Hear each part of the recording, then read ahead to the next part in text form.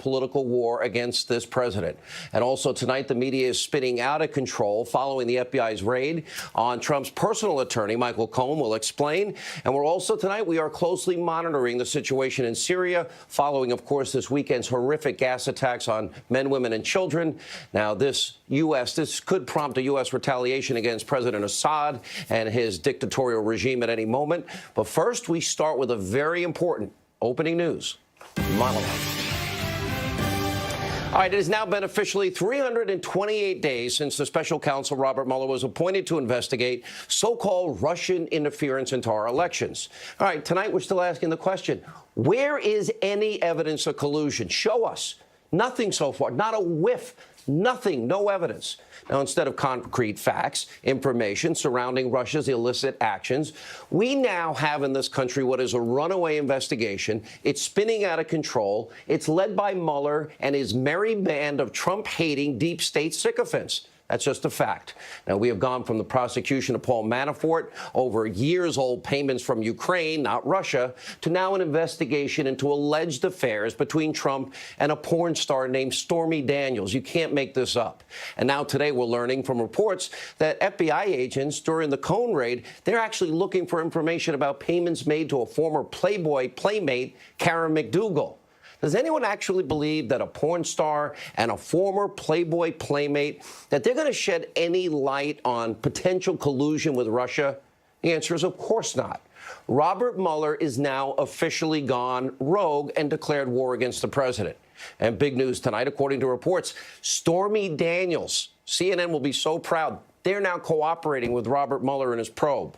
Now, of course, this rogue activity from Mueller, it's nothing new. Remember back in March, former Trump political advisor Sam Nunberg, he said Mueller was seeking information regarding Michael Cohen's payments, yep, you got it, to Stormy Daniels. So much for Russian interference.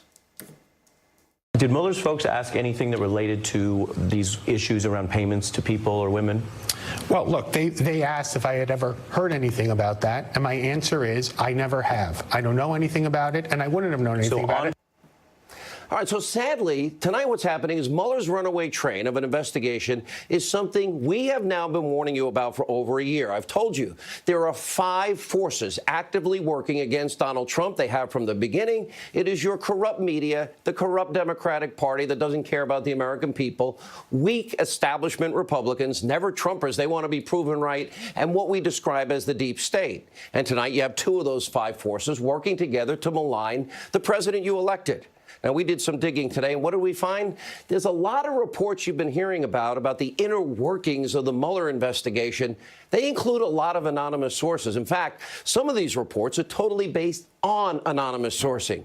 So who are all these anonymous people feeding all this information to their friends in the liberal media? Now, could it be that Mueller's team is actually coordinating with the liberal media, these outlets, to turn public opinion against President Trump? That helps their case. Now, maybe Mueller's office and their emails, maybe they'll get raided in pre-dawn hours. Maybe we'll see that happen. Now, clearly, the corrupt media and Mueller, knowing there's no collusion, there's no evidence of collusion. If they had it, we would know it by now. They're hoping that President Trump actually fires Mueller. And without a doubt, like Sarah Sanders said today, the president does have actually the legal right to fire Mueller. But we know if the president does, imagine the political outcry, what it would be like. It would be massive. In fact, this is likely exactly what many in these 5 forces I talk about want, because they believe it would spark, the humiliating end of the Trump presidency that we, the people, voted for. After all, that's been their goal from the get-go. We've always known that. And in their minds, this would set President Trump up to be impeached. And the sad truth tonight is while Mueller is on this witch hunt fishing expedition, it is abundantly clear that if Trump fires Mueller, sadly, nothing will go away. The truth is it'll only get worse. It'll only get louder. We'll only become more divided. Nothing will get done in the country. It doesn't matter with Whitey Bulger in Boston and 4 innocent people that went to jail. 2 died in jail because an FBI informant in his office that was working with Mueller and his team. And then after 2 died, there was over $100 million paid out in that case. It doesn't seem to matter to anybody in the liberal media that Mueller's pit bull, as described by the New York Times, Andrew Weissman, that he was involved in tens of thousands of people losing their jobs, their careers at Arthur Andersen Accounting. Doesn't matter at all. Doesn't matter. The Supreme Court overturned Weissman, Mueller's pit bull, 9-0. How often does that happen? It doesn't matter that 4 Merrill executives went to jail for a year because of Weissman and that the Fifth Circuit Court of Appeals overturned their convictions. And it doesn't seem to matter that courts have excoriated Mueller's pit bull Weissman for withholding exculpatory evidence. And it doesn't matter that Mueller's team almost exclusively donated money to Obama, to Hillary, and to the DNC. After all, why would Robert Mueller hire a guy like Andrew Weissman with that atrocious track record? Why was he ever appointed? The answer is it was a fishing expedition, and it was an effort to get Trump from the beginning. So now we're stuck with a never-ending, what seems to be out-of-control investigation. The great one, Mark Levin, he's had it. He's now calling for the Attorney General, Jeff Sessions, to be held accountable. Without his recusal, we wouldn't be here. That's just a fact. Take a listen. I want to make a point here, not intended to be provocative or controversial, and it will destroy a 30-year friendship. It'll destroy it. But I really do think it's time for the Attorney General to step aside. The buck stops on the Attorney General's desk. Even if he recused himself as he did on the Russia matter, this is not the Russia matter. Don't we save raids for, let's say, drug dealers and criminals and, organized crime and potential terrorists? Apparently not. So without a doubt, Sessions' recusal, the appointment of the now rogue special counsel by Deputy Attorney General Rod Rosenstein, who's out of control himself and conflicted out of this case, why he didn't have to recuse is another question. It just is a clear example of what I've been warning about, a two-tiered justice system in this country. Now, the president's longtime personal attorney, Michael Cohen, had his home, his hotel, and, of course, his office raided by the FBI, over $130,000 payment as the personal attorney of Donald Trump to Stormy Daniels. And what people are not understanding here is when the special counsel raids the offices of the president's private attorney, Mueller is now basically backdoored his way into every single Trump business deal, at least since Michael Cohen has worked with Donald Trump. You want to take bets on what Mueller and Weissman are looking for? Because I have a pretty good idea tonight. Now, this is an unprecedented abuse of power. It needs to be countered, and countered immediately. The president should add to his team of top-notch lawyers a communications team, top-notch communication skills, and frankly, the president needs to immediately start advancing the truth about who Robert Mueller is, what his mandate was, how far beyond his mandate is, and about his entire team of Democratic donors. And frankly, any negotiations that were going on with the president talking to Robert Mueller, that should probably likely end if it hasn't already. And the president and his legal team should be preparing to take this all the way to the United States Supreme Court. That's where we are tonight. It's time to investigate the investigators, as we have been doing. We got to investigate his team of partisan witch hunters. They are trying to overturn a duly elected president. If you voted for Donald Trump, you better get buckled up, because this is going to be a rough ride. And by the way, they should probably remind people daily that it appears that there's no longer equal application of our laws in the United States. Let me give you a case in point. Just start with Hillary Clinton. Clearly, she is guilty. Incontrovertible evidence of multiple felonies, mishandling of classified information, destruction of such, obstruction of justice. And if you don't believe me, try deleting one day 33,000 subpoenaed emails, acid washing your hard drive with bleach pit, destroying your cell phones with hammers. And was her home raided?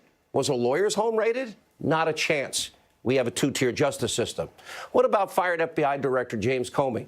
What about Bruce and Nellie Orr? What about anti-Trump lovebirds Strzok and Page? What about lying Susan Rice? What about Christopher Steele, the foreign national that Fusion GPS hired and funneled the money Hillary did through the law firm, and the foreign national got Russian lies to influence the American people in an election? What about who lied to the FISA court judges? Now, you can see on the side of your screen, there really aren't any anti-Trump officials or entities who have been subject to any of these aggressive tactics. None. And we know Hillary Clinton did commit felonies. Now, how can the American people have faith in their justice system tonight? And according to a report from the New York Times, well, Mueller's investigating President Trump. Apparently did a 20-minute speech on Skype in the Ukraine for $150,000 from a Ukrainian national. Okay, good money if you can make it. Well, guess what? Well, there's no New York Times report that that same Ukrainian national gave the Clintons $13 million. No outrage, no coverage from the New York Times. And talk about hypocrisy. Well, you won't believe this. Today, the FBI, they actually notified Judicial Watch, Tom Fitton is on the show a lot, that it's going to take 3 long years to turn over requested communications between anti-Trump FBI agents Strzok and Page. 3 years? Can you say two-tier justice system? Now, a notorious high-ranking Soviet official, he once said, "Show me the man, I'll find you the crime." It sounds familiar to Mueller's never-ending investigation way beyond his mandate.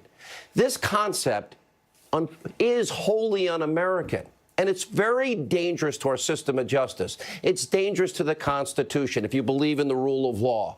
So tonight I'm saying, okay, game on. If somebody hits you, it's time to fight back, and it needs to come to an end. All right, we have to turn our attention to the media tonight. And as you can imagine, the Destroy Trump media, they are salivating. They're so hopeful that their lying narrative will be covered up now by Stormy Daniels, now with the news regarding Michael Cohen. One particularly unhinged so-called journalist, her name is April Ryan, and literally has taken Trump hatred to a whole new level. Listen to what she asked Sarah Sanders earlier today at the White House briefing. You won't believe it. With all of this turmoil, particularly this last week, has the president at any time thought about stepping down before or now? No, and I think that's an absolutely ridiculous question. It's not ridiculous. I gave you It's 2 not questions, ridiculous. April. We're moving on. Jordan, go ahead. It's not ridiculous. Really, April? Is that what the White House briefing? That's a real appropriate time to sort of push your inner political fantasies here? Now, I'm sure you're making probably your boss, fake news head, Jeff Zucker, really proud of you and your job today.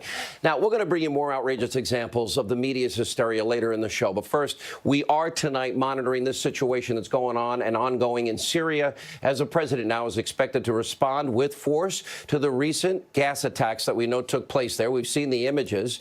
Now, make no mistake, President Trump is a man of his word. And is the United States supposed to stand by and watch Assad using chemical weapons on men, women, and children? Should that go unanswered? Now, sadly, the same could not be said for President Obama when he was on the world stage. Remember, he drew a line in the sand. You might have forgotten because he did nothing. We have communicated in no uncertain terms with every player in the region that that's a red line for us, and that there would be enormous consequences if we start seeing movement on the chemical weapons front or the use of chemical weapons. That would change my calculations significantly. And after Assad crossed that red line and continued to gas his own people, remember when the Obama administration, they struck a deal. John Kerry told us 100% of those chemical weapons were going to be removed from Syria. And then they declared diplomatic victory. You might remember. We were able to find a solution that actually removed the chemical weapons that were known from Syria in a way that the use of force would never have accomplished. Russia has been constructive in helping to remove 100% of the declared chemical weapons from Syria.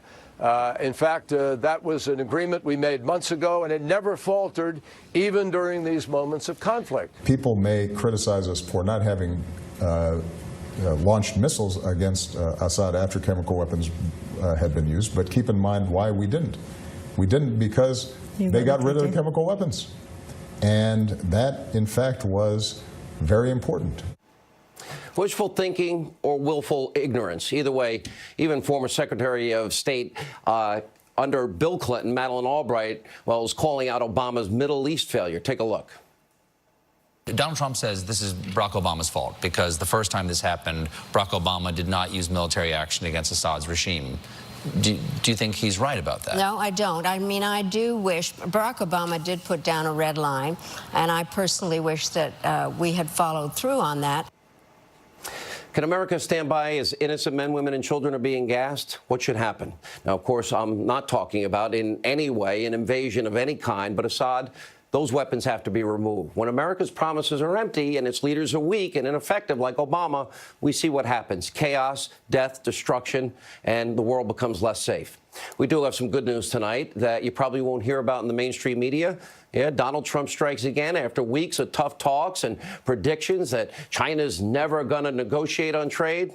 Yeah, the president of China has now announced his country plans to significantly lower certain tariffs on automobiles, which is good for American workers, and that they'd be working towards preserving intellectual property rights of Americans, which is another good thing. Two key concessions that the Trump administration was seeking. Good news for American business, good news for our auto industry. And earlier today, the president reached out to the president of China on Twitter. He wrote, quote, "Very thankful for the president of China's kind words on tariffs and automobile barriers. Also, his enlightenment on intellectual property and technology transfers. We will make great progress together." And also tonight, the Facebook CEO, Mark Zuckerberg, he was grilled on Capitol Hill today. He faced 44 senators, 2 different committees. We'll have more on that later in the show. But first, joining us now to react to our top story, Mueller's runaway investigation, Fox News contributors Jason Chaffetz, Sarah Carter, Fox News legal analyst Greg Jarrett. Greg, I'll start with you. You have referred to the seizing of Michael Cohen's attorneys as an affront to our legal system and our justice system. And it shows just how unprincipled Robert Mueller and Rod Rosenstein are. You know, they knew it was outside the scope of the authority of the special counsel, so they gave it to somebody else to do their dirty work. I suspect this was an effort to provoke the president into doing something rash that would hurt himself. But he's too smart for that. He's not going to do that. Think about what's at risk here. Well, it's a trap. Don't you think it's a trap in a lot of ways? It's surely a trap, as is a trap of sitting down with Robert Mueller to answer questions. The president should never, under any circumstances, do that. Why answer questions about a non-crime called collusion? There's no evidence of it. And the firing of Comey, the president has a constitutional right to do that, and he should not be forced to answer questions about it. So, you know, Mueller is all about that's going to be a showdown. Traps. That's now going to become, and I said they need to prepare to take this all the way to the Supreme Court. Absolutely. Congressman, let me go to you. And, you know, maybe we need a special prosecutor, and maybe he can work in conjunction with maybe the Southern District of New York, and maybe we can send him to the offices of the Department of Justice and the FBI that have been stonewalling and slow-walking 1.2 million documents and missing deadlines and subpoenas by Congress and only handing over 3,600 of the 1.2 million documents. Maybe we can get it that way. Maybe Robert Mueller can send a raid in for that. It's absolutely embarrassing, this Department of Justice. They appointed this John Lausch, who's out of Chicago, to produce these documents. I saw an interview he did with Bret Baier where he said they're going to work to provide the relevant documents. The relevant documents are all of the documents. If you're produced a subpoena, you comply with all of it. It's not optional. You don't get to handpick this. You're wrong. If this you're is not the issued a deep subpoena, state. Congressman, no, you delete them and you acid wash your hard drive. What are you talking about? That's what you do if they subpoena documents. You acid wash it. The Inspector General, going back on Hillary Clinton, the Inspector General found classified information in a non-classified setting. And what did they do to Hillary Clinton? They gave her top aides and attorneys immunity. They played nice. They just let it sit there. Yep. And then when it's Donald Trump, they give him immunity. When it comes, though, to Donald Trump, no-knock raids, you know, with 4 different sites, it's a totally complete different set of tactics. All right, Sarah. Go ahead. I was going to tell you this. Well, just really quickly, you know, the Inspector General requested all information on particular people involved in the Hillary Clinton investigation, which was from 2016 to 2017. Everything. He wanted all their texts, all their phone records, all their documentation on all their cases. So that became the 1.2 million loaded documents that he received.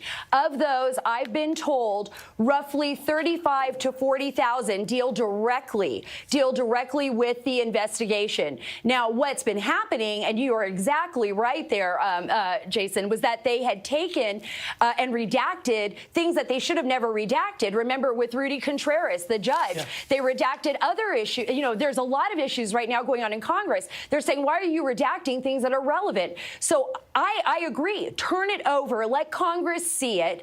If there's something that you cannot show, if it deals with a different case completely, then hold that back. But turn over everything to Congress. Sean, how is it possible, Sarah, Greg Sean, Jarrett? This is a go ahead. Go ahead.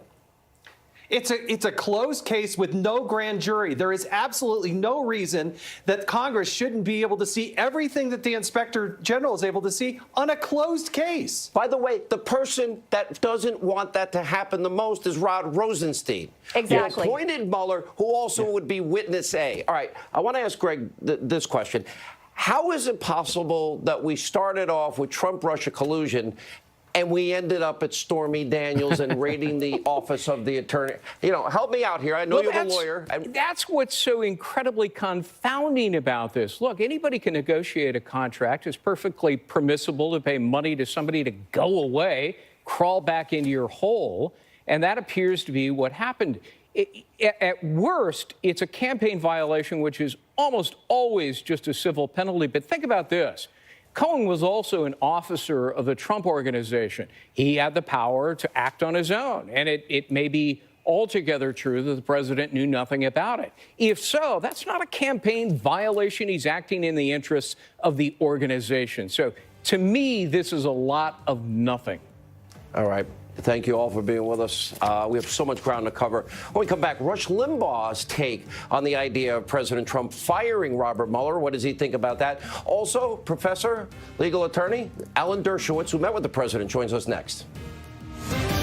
The revelation of this news is also designed to goad Trump into firing somebody. Firing Mueller was what they actually, I think, are seeking. They want Trump to do something after which they can go get him because they haven't found anything yet to get him. That was Rush Limbaugh making a great point earlier today, saying the breathless hysteria media coverage of the Cohen FBI raid, that's all designed to provoke the president to fire Mueller. Here with reaction, the author of the bestseller Trumped Up, How the Criminalization of Political Differences Endangers Democracy, Harvard law professor Alan Dershowitz is with us. So I read reports that you were at the White House today with the president. Can you share any details? Well, it was a prearranged, pre-scheduled meeting with White House staffers regarding the ongoing peace process in the Middle East. I have advised every president since Bill Clinton on Israel, because obviously people know it's a passion with me, and trying to resolve the Israel-Palestine conflict is something I've been working on, writing about. I've written 6 books on the subject, and I was scheduled to meet with staff members in the White House for a period of time, and that was the primary focus of the meeting. It was very nice. Then I was invited to have dinner with the president and a few other people, and we discussed the Middle East and a range of subjects, right?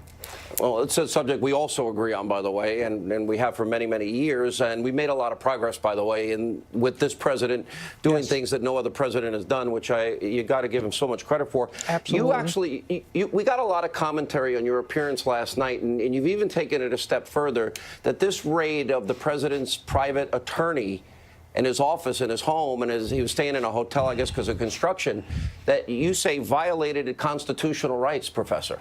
Well, you can't just go and sweep up all lawyer-client privileged information and then give it over to some FBI agent or a low-ranking U.S. attorney and say, well, go through it. And the stuff that isn't privileged, turn over to the prosecutors. The stuff that is privileged, well, you can read it and you can study it, but you can't give it to prosecutors.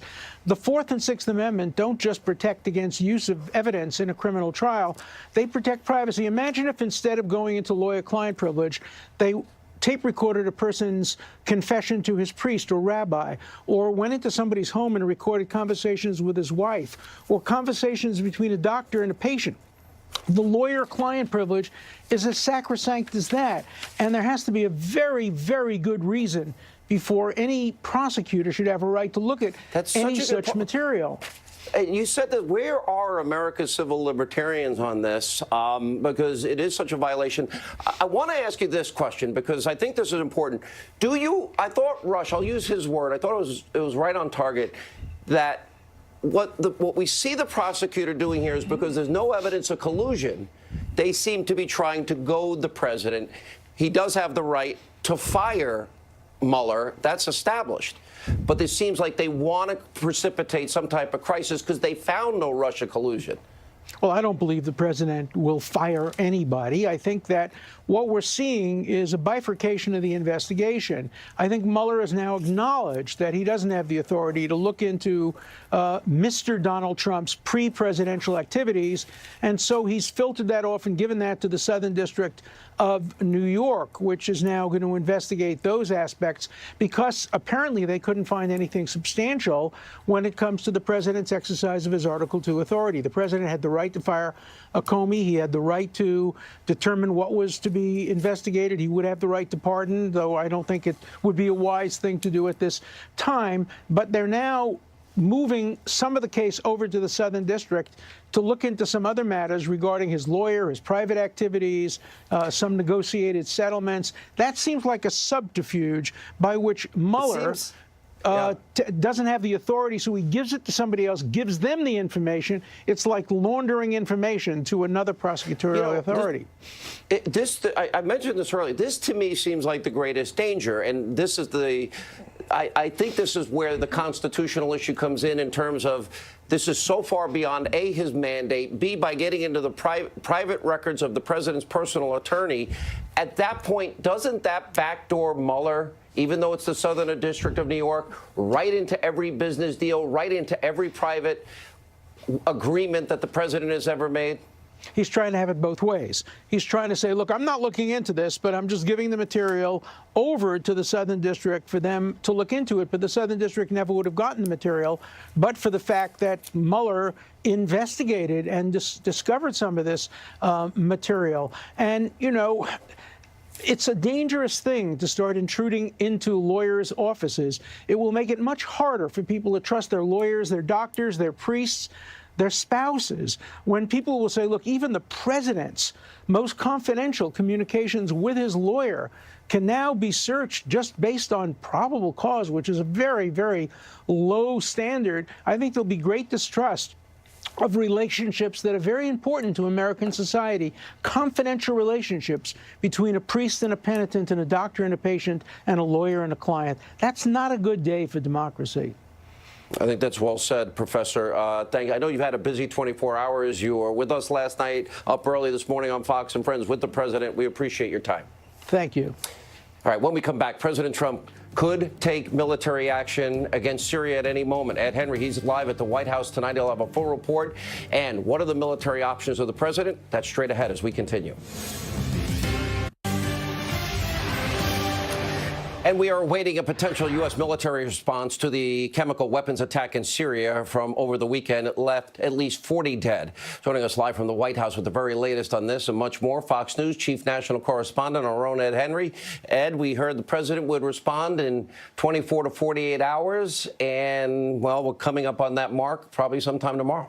Well, that's right, Sean, coming up on that deadline. But they are being very careful here because they want to make sure that if there is military action, it's very carefully planned out, and they're keeping their cards close to the vest. You would expect that to happen because, remember, in the 2016 campaign, President Trump talked again and again about how he did not want to tip off the enemy in any military situation in terms of troop movements, potential military action. But we are certainly getting hints, at least, based on that deadline you mentioned the president sent, but also other comments and other things around here at the White House. For example, today the president had a phone call with the British Prime Minister Theresa May. You can see her there.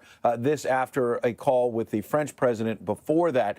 Key allies, obviously, and the statement the White House put out said that both leaders condemned what they called Syrian President Assad's, quote, vicious disregard for human life.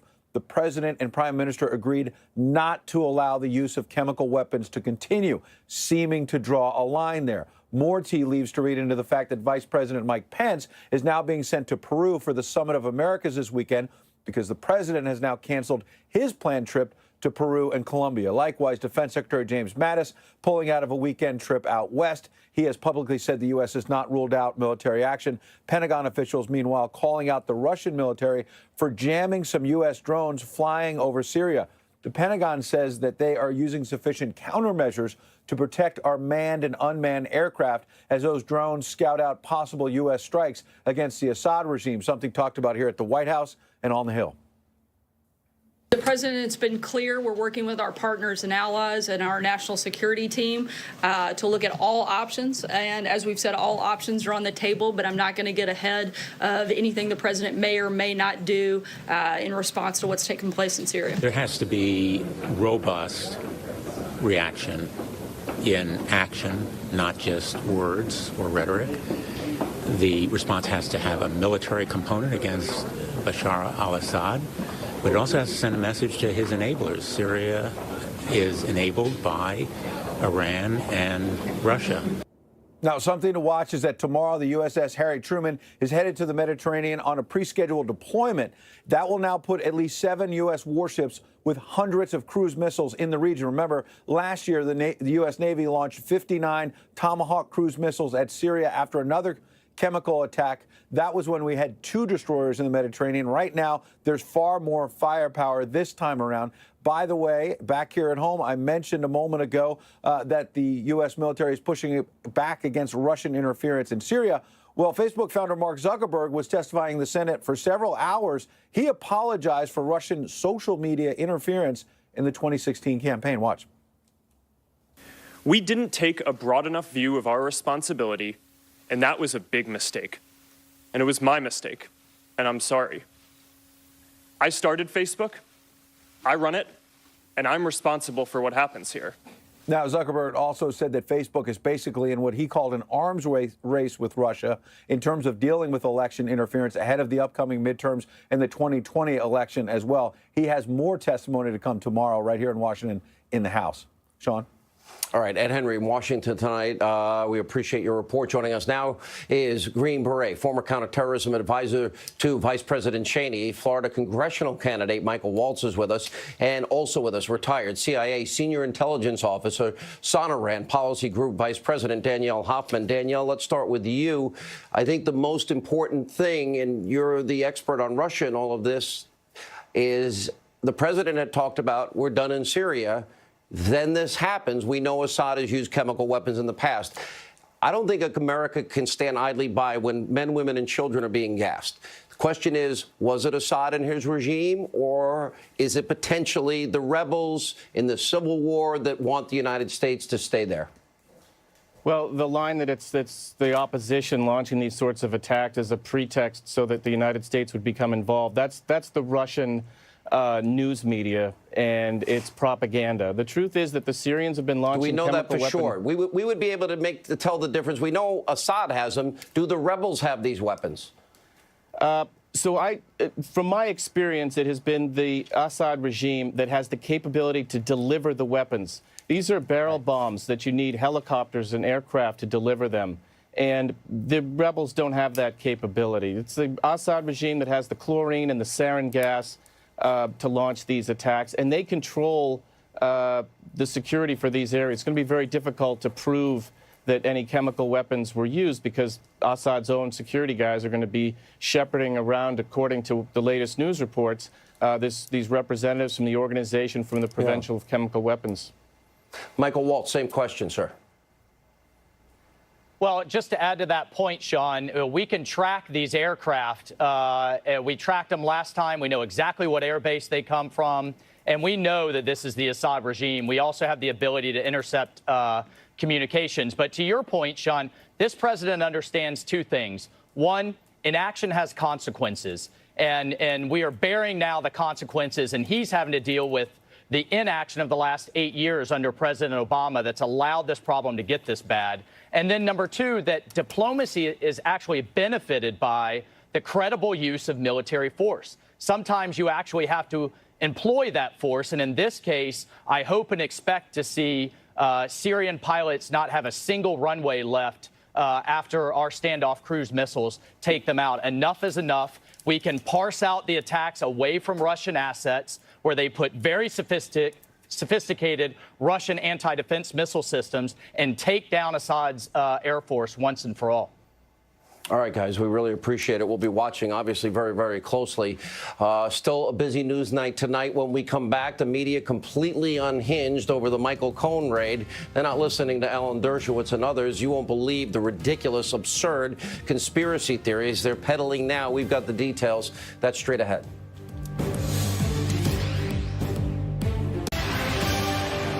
All right, the Destroy Trump media has become totally unhinged over the raid over President Trump's personal attorney, Michael Cohen, with some of them going so far as to question if Donald Trump can take action in Syria as a distraction, like the movie Wag the Dog, even though he had announced it before the raid. Take a look.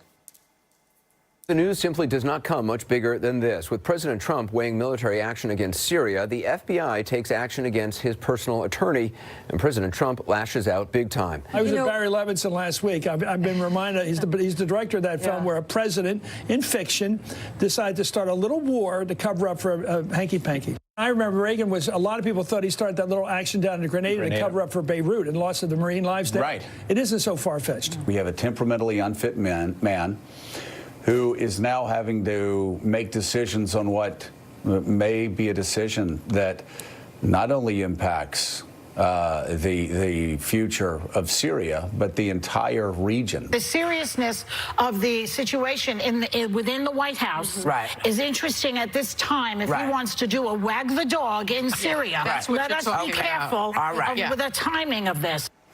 He had announced the threat of a potential reaction within 24, 48 hours before that had happened. Joining us now with reaction, NRA TV contributor and former Secret Service agent Dan Bongino, as well as the co-host of the Steele and Unger show, Sirius XM, POTUS. Rick Unger is with us.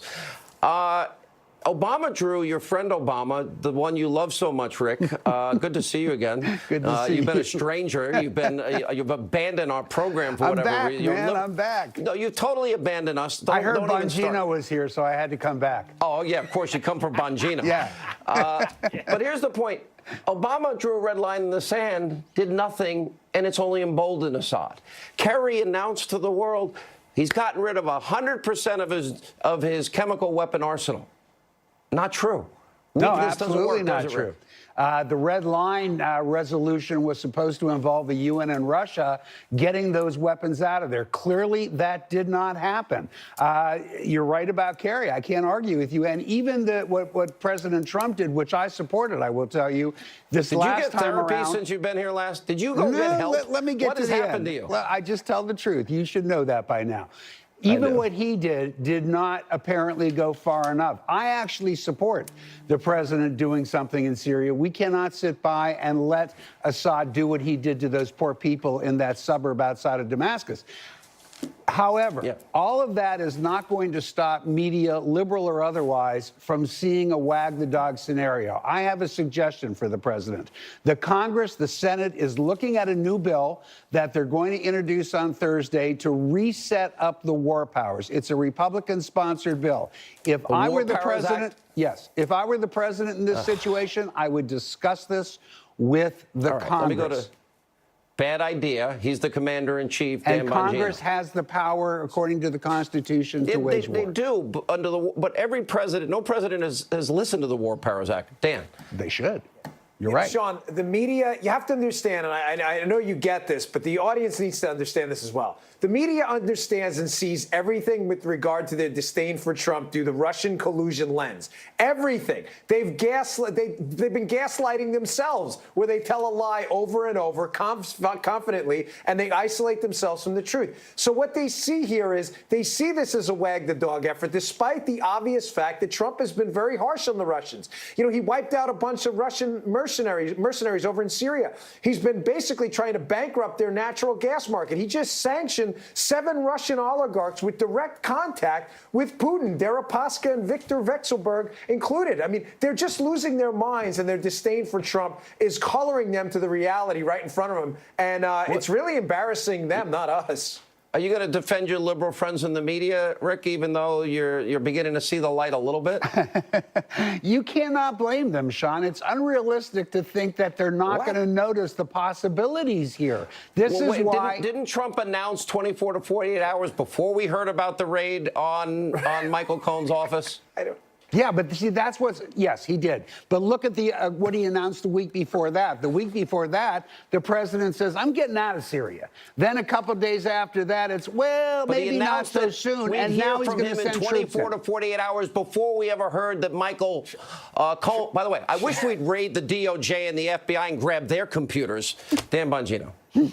Rick, you got the timeline all messed up. You just acknowledged it. He said, yes, we may be getting out of Syria. Then the gas attack happened. And then the Cohen raid. It's Rick, listen, I know you're a smart guy. First the warning, then the Cohen raid. You've got the whole thing. Yeah, you've got the whole thing mixed up, Rick. I don't think so. That's what I just said. He did say that before the gas attack. People like me were going, why are you getting out so soon? And why are you announcing it when you're the one who hates when everybody announces it? Time out. But serious question Sean just asked. I'd like the answer to that. Then how